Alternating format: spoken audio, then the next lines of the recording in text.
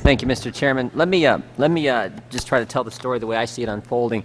So last fall, you make a decision, and circumstances such you're going to acquire Merrill. In the midst of all that, the TARP bill passes. Through our testimony we got from Mr. Lewis earlier this year, he indicated 9 days after TARP passes, the biggest financial institutions are brought to Washington. They are told they need to accept TARP money. He makes a call to board members and decides to do that.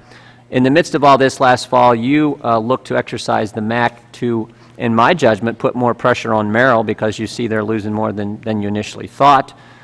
You want to get a better deal, what two businesses do all the time.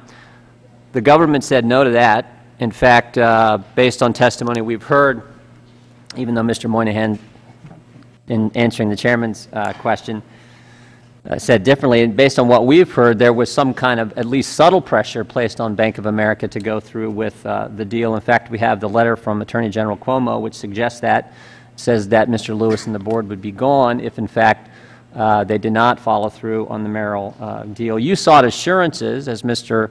Issa pointed out in his questioning, from the incoming players, likely players in an Obama administration. You actually sought them in writing. They said they wouldn't put anything in writing, but our assumption is you got some kind of verbal assurances to proceed further with this.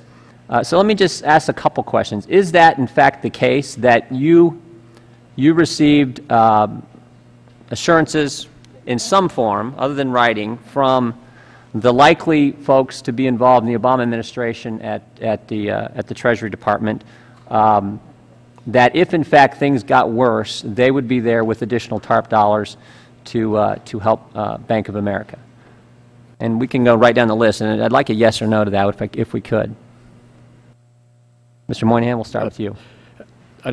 We received statements from the current Secretary Paulson and Chairman Bernanke that as we worked through from mid-December in the 2 weeks we had to work through it, that if we went forward, that we would receive some sort of assistance, which we finally negotiated and actually closed in January of 2009. As to the statements of the incoming administration, I think Mr. Lewis has testified to that he, in his conversations with those people, he was told that they had heard about the transaction. I was not part of those discussions. Yeah, so I just want to be clear. Was there a promise made from the incoming Obama administration that they would be there to back you up if in fact that's what Bank of America needed? I don't know that because I was only told what Mr. Lewis's conversation was, which I assume. Mr. Gifford? I was aware of no such promise. Mr. May? Mr. Mayopoulos? I was aware of no such promise. Okay. Neither was I. Were you aware of assurances? I mean, something short of the word promise. Were you aware of that? As I understood it from our chief executive, he was told, or he told, that and he related that to you. He related that to us, that the new members, the new administration, were aware of the discussions. Okay. Not Mr. May, would you agree with that? We were being apprised pretty regularly of the progress that was being made from the let me move to the end of the story here, or at least what we hope is the end. Kind of cut to the chase of where we are today. How much TARP money has Bank of America received? We've received $45 billion in total. $45 billion.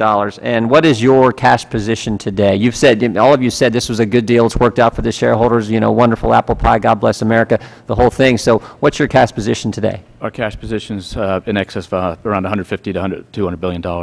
Have you paid back the TARP money?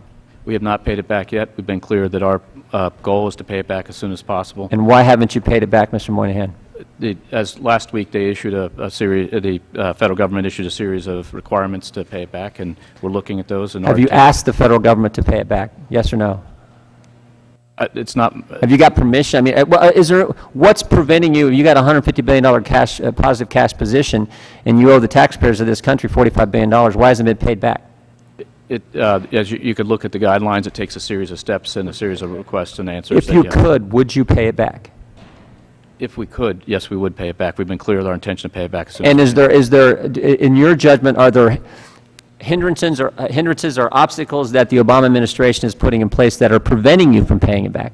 I think the question that that the government's looking at this is to make sure we can all stabilize the economy, which was the intention. And I think we've, as I said earlier, we've done a pretty good job of doing that, as have our colleagues that received the money. And I think In your professional judgment, why the hindrances? Why can't you get that money back to the federal government, pay back the taxpayers? I think we just have to be assured that if we do that, then the economy is in the kind of shape, and for a company like ours, which supports America and around the world businesses, that we can. Would you agree that, in fact, in October, we ran the highest deficit single-month deficit in American history. Last fiscal year ran the highest single annual deficit in American history. Wouldn't you think that the new administration would want that money to get back into the Treasury and help with that situation? I think you'd have to ask them that. Our intention would be paid back. Gentleman's time has expired.